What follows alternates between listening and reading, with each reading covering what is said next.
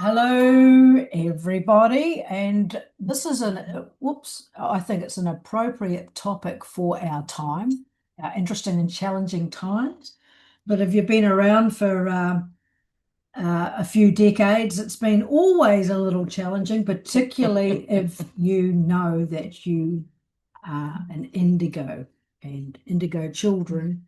Of course, been talked about for many years, but sort of faded out in the conversation recently, I've noticed. So this conversation is for my indigo tribe. Wherever you are on this realm, men, women, wherever you are on this realm, whatever's happened to you, this conversation is a call out to you. This is to my indigo peer group tribe. And Cifehtr here, I introduce you to Cifehtr, is going to talk to us a little bit about what he knows from a higher view of what's going on with the indigo once we're children now at this time. And yeah, I think you could find this very interesting. So thank you, Cifehtr. That is fine. So the reason I suggested doing this particular conversation, because it is a conversation and it's something that I would invite those of you who resonate with to communicate back with us, because the Indigo tribe, let's just put it this way, the Indigo tribe is an important faction, an important part of what has been occurring. Now, I leave that ambiguous like that because we will delve into it. But Heather, you and I were discussing yesterday, over a meal, and I said to you, I asked you, where are the Indigos? What's happened? And she's just busy with a mouthful So beautiful iced coffee, indigo cool iced coffee. Um, you said to me what's happened to the indigos, and I said to you what's happened to the indigos. And I was very aware once I read a book in the very early 90s that I was an indigo child, yet I was born in 1960. And I thought, hang on, there seems to be some sort of belief that the indigos came after that, but I'm in disagreement with that. And I have met quite a few of my age group who would probably consider themselves indigo children as well. So the conversation is, yeah, what's happened to them in this time? Where are they? Have they? I asked the question based on, we've gone through multiple challenges, particularly over the last 5 years, and as mankind, as a group of people on this realm. So where are the indigos amongst this? Have they given up and gone home? Have they acquiesced? Where are they? What are they doing? And what did I say to you? I'm trying to pick her brains to make sure that she was listening. You said to me that, oh no, they are, a lot of them are extremely tuned in. And I think I used the word pissed off. yeah, you did actually. You said pissed off about what's been going on and are very much got a rigid back when it comes to the truth of who they are. And they're like, well, no way is this going to be happening on my watch type of Absolutely. scenario. Yep. And then you asked me, but why were they given the name Indigo? What was the Indigo about? Yeah, why? And Yeah. and what did I respond about the vibration and the resonance of the as they entered into this realm? Well, the frequency is of the indigo is that bright and that luminous in the energy, and the frequency is of a particular type, to the point that the nefarious or the puppet masters of this realm absolutely can't stand us. Can't stand it. And will do everything in their power to shut you down, no matter what it is that needs to be done. Yes, I understand that you are in need of attention. Sorry, we have the puppy down here that is trying to get attention. So with regards to the indigo, and we may do this in bite-sized pieces, because indigo children, indigo tribe can and potentially will fold out into a deep subject, and we can go to many various paths of this. But all in all, you will start to see that indigos came through in the late 50s, throughout the 60s, and into the 70s. At first, they were this phenomenon that came through because their energy, their vibration was bringing in and grounding such a an energetic shift within Gaia, within the consciousness of mankind, that it was opening portals, it was tearing belief systems. The Indigos were coming in and saying, I don't believe what you're telling me. I know that this is true, and what you're saying is bullshit. Now, can you imagine a 10-year-old saying that to their parent? Yes, I can. I can see children in school defying their schoolmasters because they have an innate knowing that what they've been taught was absolute bullshit. Or continuing to ask questions only after a while to be totally ignored Exactly. because the questions were too difficult Too difficult for or the teachers. not too difficult or out of context. They could not respond because Well, if they responded how they were wanting to respond, they would be breaking the outline and the algorithmic curriculum that said you will do it this way. the And program. the programming, They yes. had to, the teachers have all been trained to respond and to only teach the program. That's right. Because what they want, and this is what I was saying to Heather yesterday, is that what they want is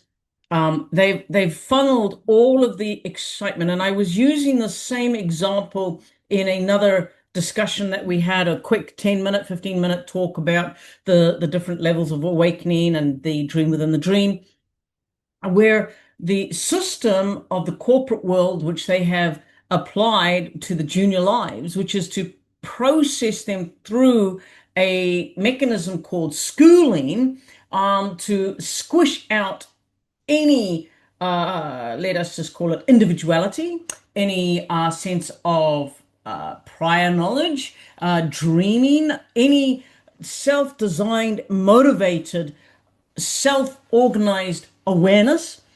They want it out because they want you to follow a program that will make you, yes, sir, no, sir. Oh, I'll bow my head to this, sir. Yes, ma'am. I won't look at you.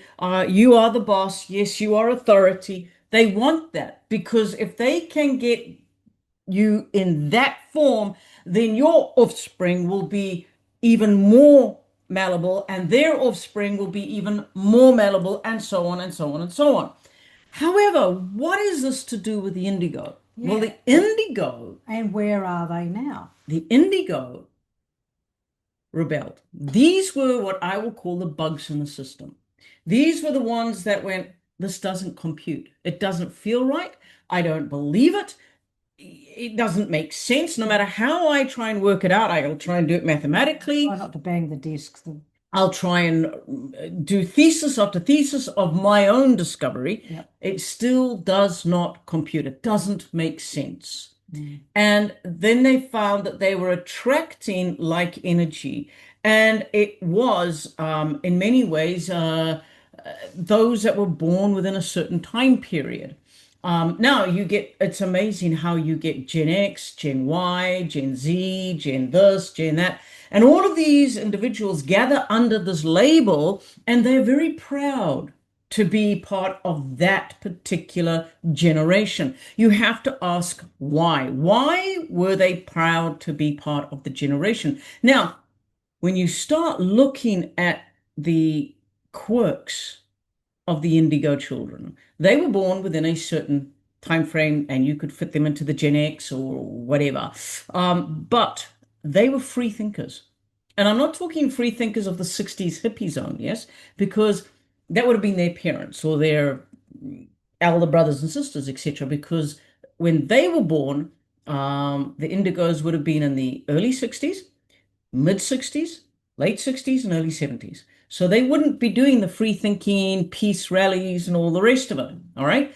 But they were free thinkers. They were energetically set apart. They had come into this realm, and some of them not having lived a life on this planet for a very long time. There was a call out that was, and many of you will identify with this. I'm just rehashing some history. Yes. of your spiritual and genealogical spiritual history, not your earth history. Yes. So the call went out in the cosmos. We need warriors. We need grounders. We need people, spirits. We need individuals. We need energies that are unafraid to go and start to mess with the algorithm, to mess with the grid lines, to create mayhem, but create it in such a way that others will be attracted to it because of its purity. Now, that's the difference. There's creating mayhem to bring chaos, and then there is creating mayhem to create that which is purity, that which is the spirit realm, that which is the divinity within a situation. And this is what the Indigos' ultimate vision was. Whether they knew it or not is a different story. But that was what, when they were sent here, that is what they put their hands up with. And this is why many Indigos have felt that they have had their shoulder to the plow and they're pushing shit uphill. Because on their shoulders, they took the backpacks, they took all of the woes of the energetic societal at that moment. And they said, we'll open the portals. So how do you open portals that have been closed for so long? You take the burden off of others that they may begin to penetrate and see what you're seeing, what you know to be there. So give us an example of that. Well, you. Oh, okay. If I may. All right, not you. No, it's fine. Just go for it. As long as it's not too embarrassing. All right. So how many of you in the Indigo realm were living your life and you were enjoying it? You were imagining, your imaginations were on fire. You were just living the dream. And then all of a sudden, you were presented with a uniform. Yeah, I know what you're doing. You can use my example. And you were presented with this outfit and you had to wear it. And you had to go to an institution every day from this time to this time. And some of you had to stay after this time because you had after school activities or after curriculum activities. And then you had to go back to your place of residence and take with you work to fulfill, to present the next day, to prove that you had been compliant and done what had been set out to do. This sounds like extreme torture to me. And how many of you looked at that uniform and saw prison? How many of you looked at the institution and went, shit? And how many of you said, I can't do this again. I don't want to do this again, and began to shut down? Or had the epiphany of like, I've done this. I'm not doing it again. And so created for yourself a persona where the persona went and did everything that it needed to do to comply. But the you sat back and went, there's no way I'm going to believe that. And so you created this, I am not going to call it a split personality because you didn't have a split personality. You do not have a split personality. What you have is a higher consciousness awareness that comprehends that you achieved a certain amount of frequential, algorithmic patterning programming in your life that you at any time can unprogram, can defuse, can unplug. You just have to remember how to do it. You have to allow that higher consciousness that you created the awareness of to tell you you don't have to buy into this.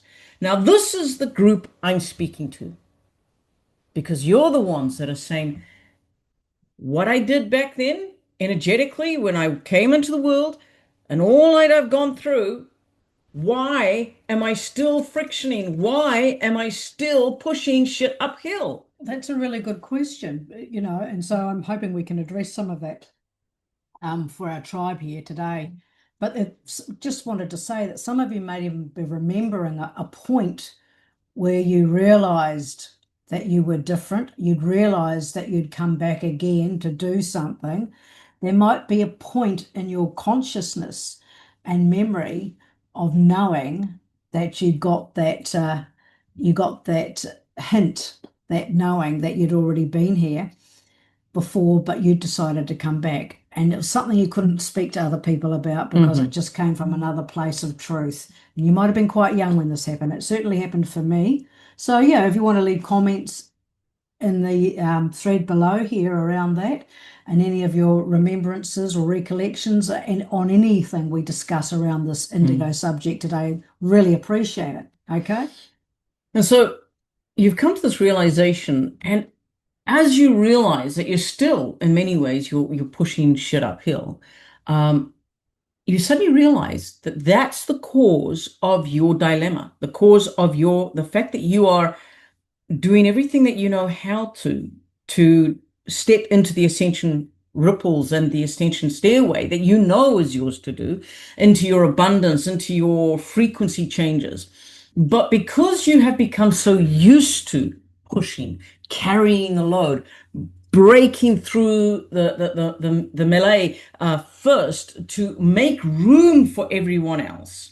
Because who came after you? There was the rainbow children, there was the crystal children, there were all of these, and they were all love and light and laughter and bubbles and all the rest of it. Why? Because you had been doing the hard work, and you're still doing the hard work.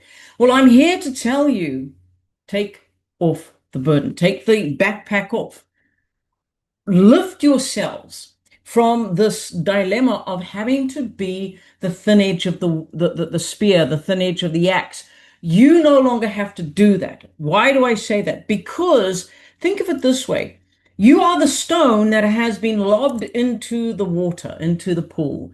And the ripples are continuing out from that initial lob, from that initial impact of the stone into the water. You do not have to make more ripples. Those ripples are permanent. They are there with frequency and energy. And this is the reason that the nefarious energies of our time and our world that you happen to be in, that you have chosen to be in existence with at the moment, the nefarious ones here hate you with a vengeance.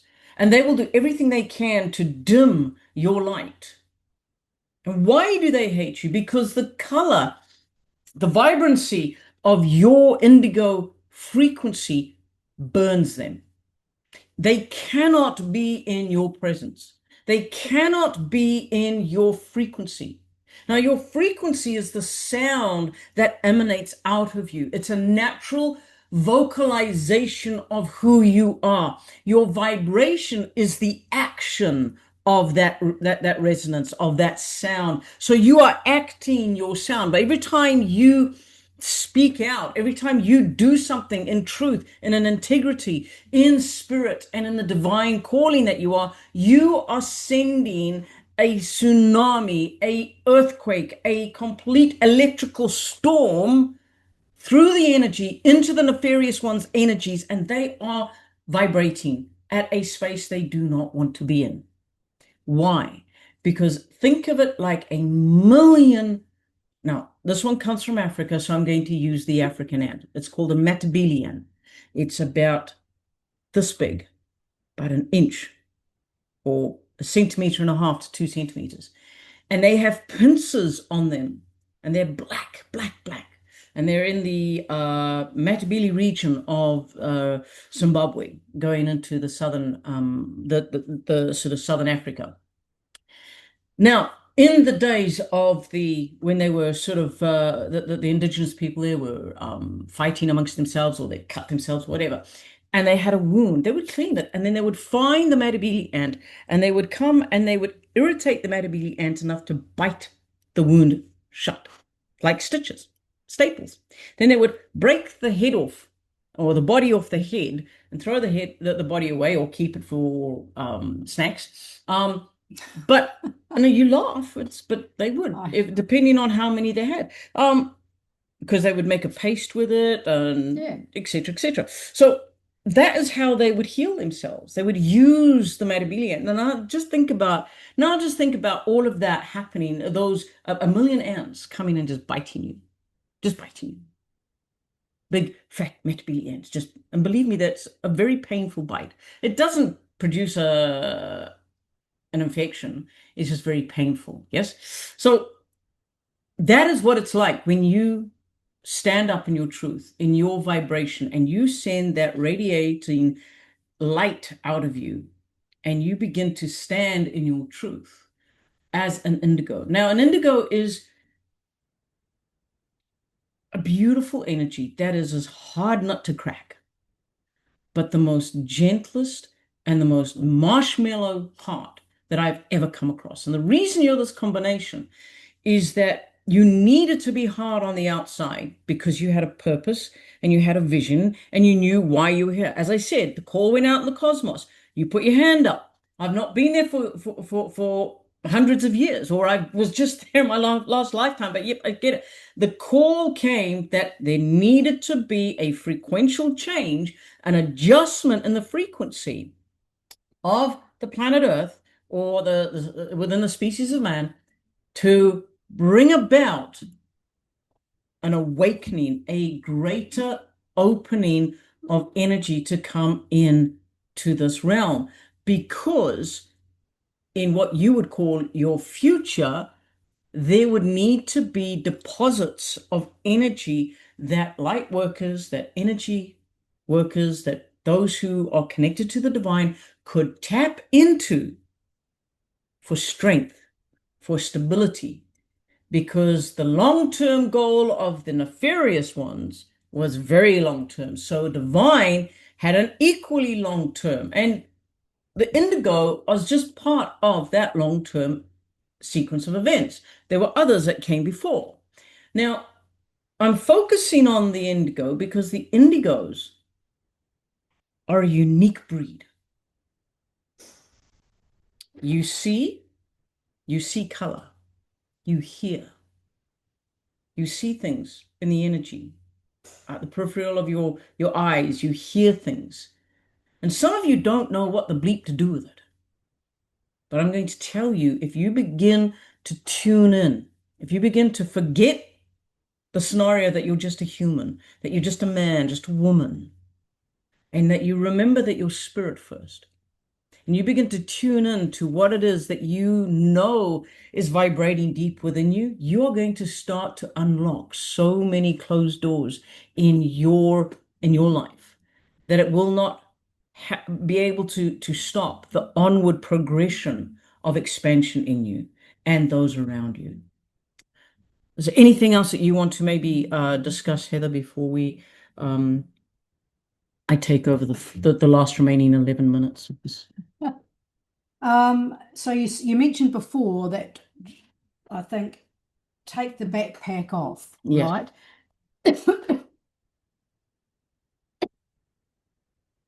She's choking on her own words.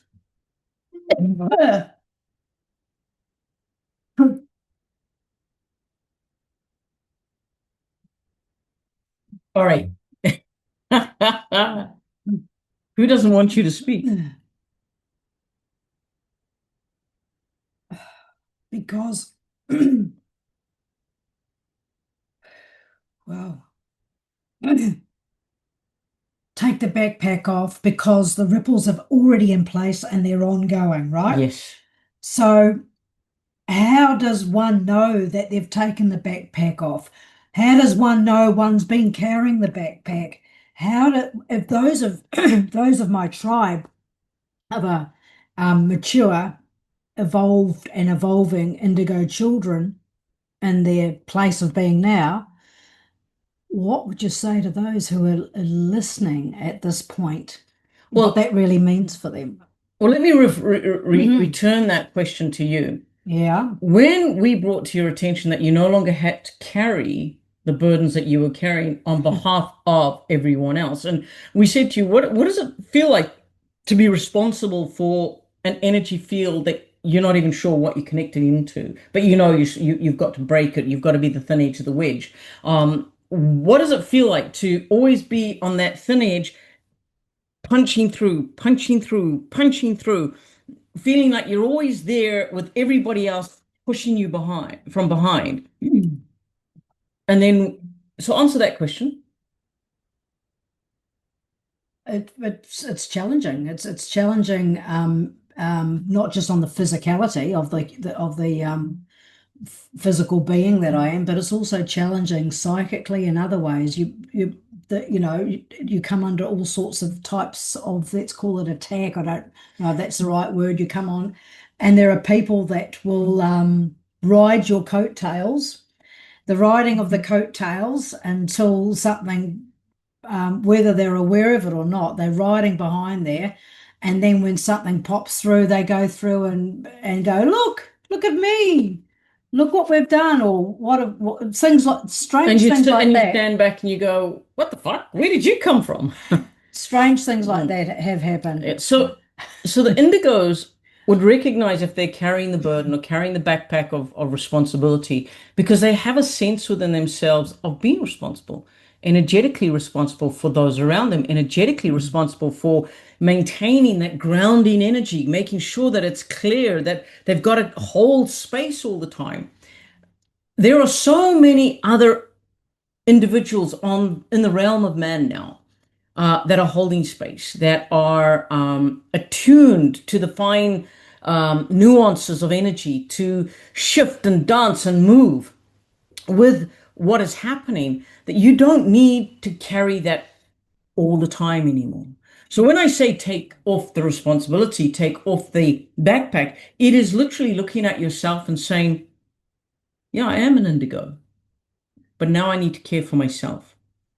I've carried the army so far, and now I need to bind my own wounds. I need to stitch my own wounds. I need to wipe the blood from my face, and I need to wash and I need to refresh.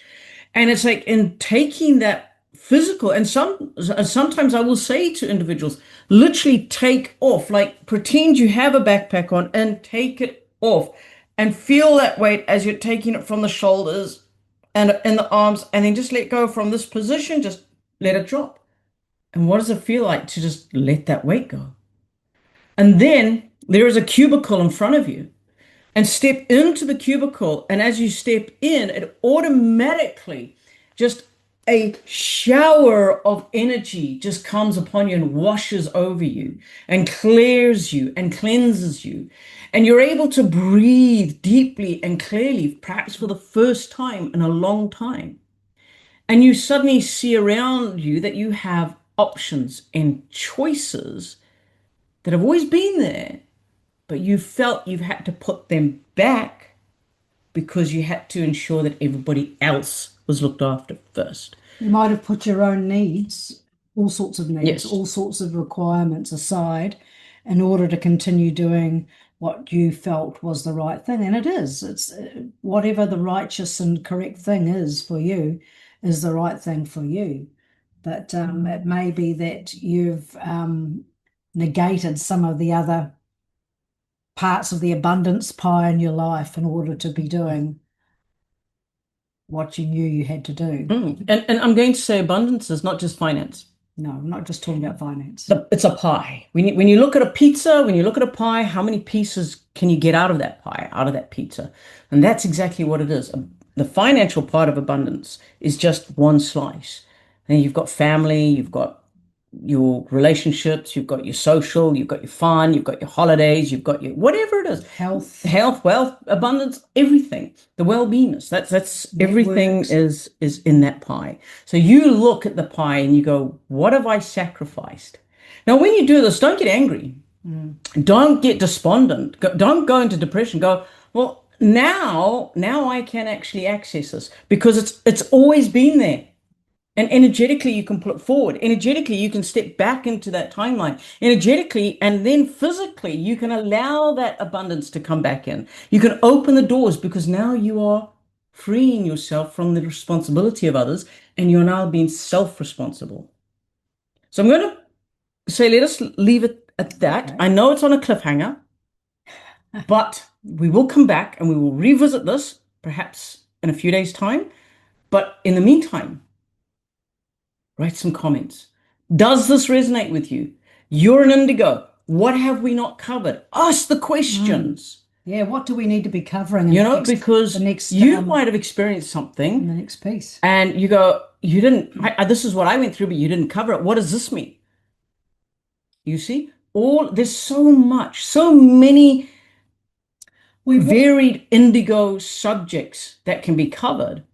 And I want you to participate because this is your time. And we might even start looking at in one of the next one or the one after is some of the things that we may have undergone at a spiritual level with entities and energies, maybe that we've never talked to other people about, or you may not have, what that has meant for you in strengthening your character and your sovereign knowing of truth around that. So we turn these things into a positive. And it might have been always a question for a long time until you realize who you are. Absolutely. So press the button to remind you that there is another one to come, or when the next one is put up, it will remind you that there is this next session.